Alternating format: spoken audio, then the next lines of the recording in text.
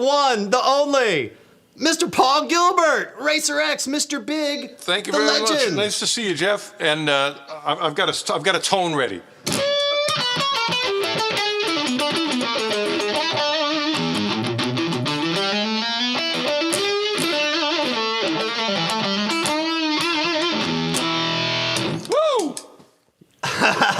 Nothing better, nothing better. Everybody knows who you are, I'm sure, but why don't you go ahead and just give my audience a catch up and tell us, hey, who's Paul Gilbert? Where'd you come from? Where are you at now? And where are you going? I started out in rural Pennsylvania, where I grew up. And the first thing that comes to mind is I wanted to have some toys. And, they cost money. So I asked my mom, how do I get some money so I can buy some Legos or a G.I. Joe? And she said, I've got this loom, and you can make potholders. And then after you make the potholder, you can go down to the front of your yard, and maybe you can sell one for $1. And I'd sit down there all day, and maybe I'd sell one potholder.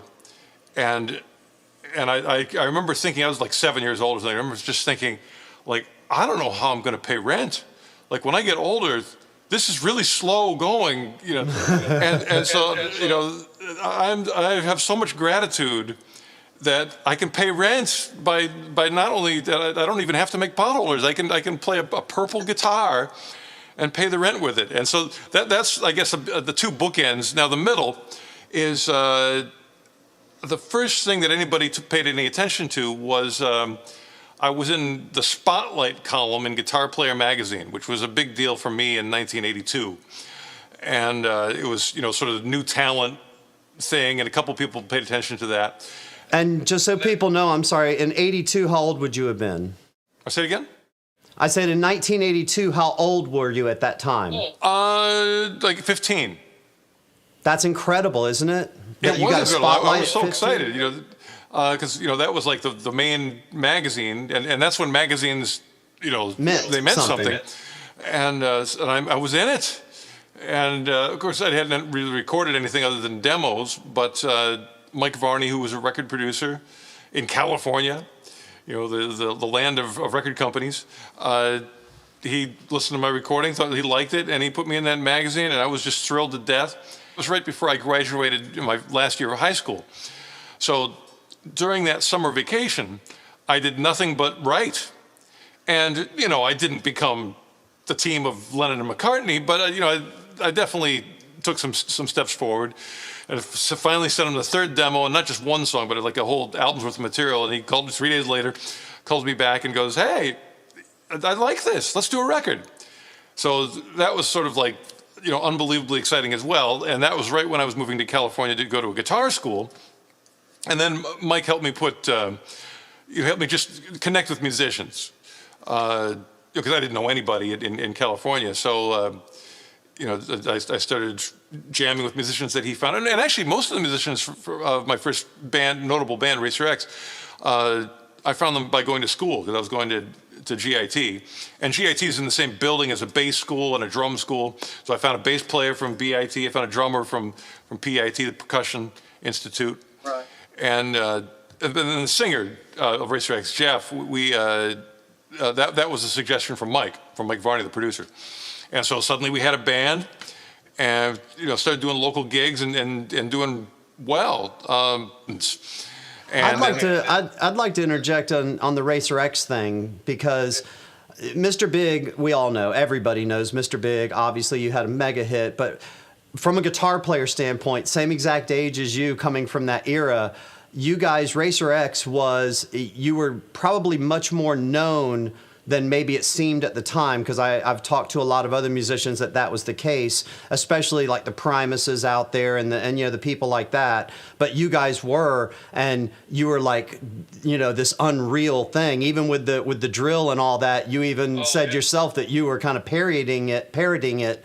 But you were that too. When I came across you guys and saw you guys back then, all of us guitar players, we were just like, that's it. We can't even get close to that. It was unreal. It was otherworldly.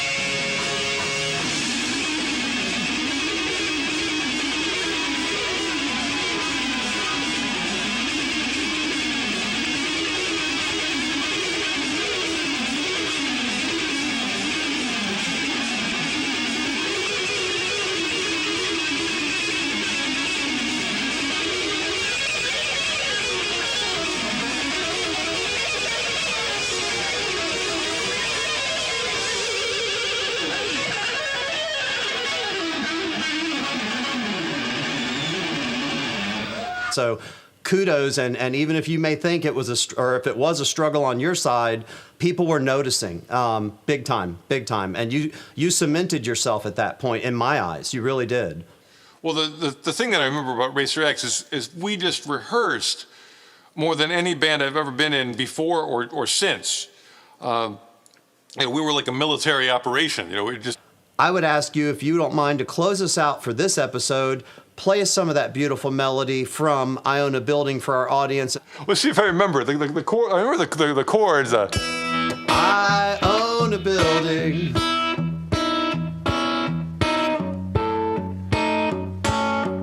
Something like that. So the melody was like.